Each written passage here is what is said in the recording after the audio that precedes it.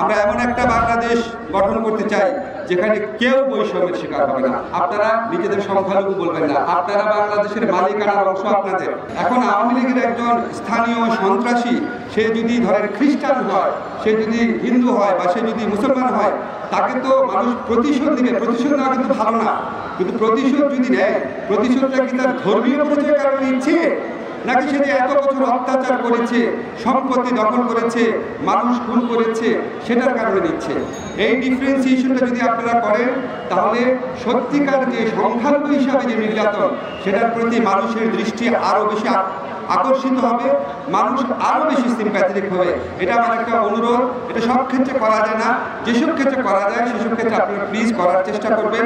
আপনারা কি মনে রাখবেন, আমার দৃঢ় বিশ্বাস যে বাংলাদেশের প্রায় সকল মানুষ, স্বার্থান্বেষী কিছু মহলবাদে, সবাই আমরা সবাইকে ভালোবাসি, সবাইকে ভালোবাসি। আপনি দেখেন, আপনারা আমাকে যে ইনভাইট করেছেন, আমার বিশ্বাস করেন, আমি নাহিদের সাথে কথা বলেছি, আমাদের মনে হচ্ছে আপনারা আমাকে ভাই ভেবেছেন, আমার হৃদয় আপ্লুত হয়ে গেছে। এবং আপনারা এই সমস্ত রাজনৈতিক প্রচারণা, রাজনৈতিক খুঁটি না হয়ে থাকবেন, আপনারা আরও বেশি শক্তিশালী হবেন। সর্বশেষে একটা শুধু অনুরোধ করছি, আমি এটা আমাদের যে ভাইরা আছেন ওনাদের সাথে ঢাকেশ্বরীর মধ্যে দেখা হয়েছিল, বলেছিলাম আপনারা নিজেদের সংখ্যালঘু বলবেন না, আপনারা বাংলাদেশের মালিকানার অংশ আপনাদের। সংখ্যালঘু শব্দটা, মাইনরিটি রাইট কনসেপ্টটা এসেছে প্রথম বিশ্বযুদ্ধের পর, যখন নতুন রাষ্ট্র গঠিত হচ্ছিল, তখন এক জাতির মাইনরিটি, বিভিন্ন জাতি বিভিন্ন দেশে ছিল, তাদের প্রতি অনেক নির্যাতন করা হতো। তো স্পেসিফিক্যালি তাদেরকে প্রোটেক্ট করার জন্য মাইনরিটি রাইটস কনসেপ্টটা এসছে। এর মধ্যে একটা করুণা, একটা দয়ার ব্যাপার ছিল। এই কনসেপ্টটা দূর করে পরবর্তীকালে 1948 সালে universal declaration of human rights করা হয়। ইউনিভার্সাল ডিক্লারেশন অফ হিউম্যান রাইটসে কেউ মাইনরিটি মেজরিটি না, ওখানে বৈষম্য নিষেধ, সবার ধর্মীয় অধিকার নিশ্চিত করা হয়েছে, আমাদের ধর্ম একই জিনিস করা হয়েছে, কিন্তু মাইনরিটি নামে কাউকে ডাকা হয় না। সুব্রতদা আছেন, উনি জানেন আমাদের সংবিধানেও কাউকে মাইনরিটি বলে না।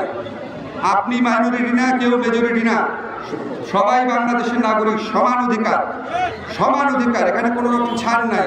আমাদের সংবিধানে ক্যাটাগরিক্যালি বলেছে, সংবিধান, যেই সংবিধান মুক্তিযুদ্ধ করে আসা আমাদের মুক্তিযুদ্ধের নায়করা করেছিলেন, সেখানে ক্যাটাগরিক্যালি বলা আছে ধর্মের ভিত্তিতে কোনো বৈষম্য হবে না, সরকারি চাকরির ক্ষেত্রে হবে না, কোনো ক্ষেত্রেই হবে না।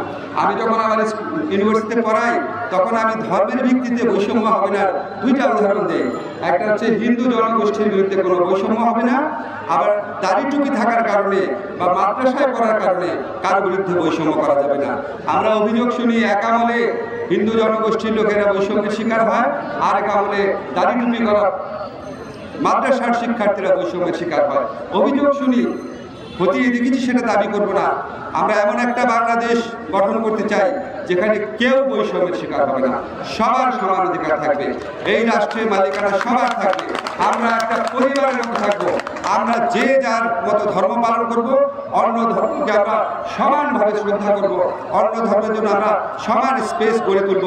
৭১-এ আমরা যেভাবে একসাথে যুদ্ধ করেছি, নাহিদের নেতৃত্বে যেভাবে আমরা একসাথে যুদ্ধ করে, আমার অনেক স্টুডেন্ট আছে ল ডিপার্টমেন্টের অন্য ধর্মে, এই সংগ্রামে তারা সমানভাবে, একটু কম না, সমানভাবে নিয়োজিত ছিল, আত্মদান করেছে।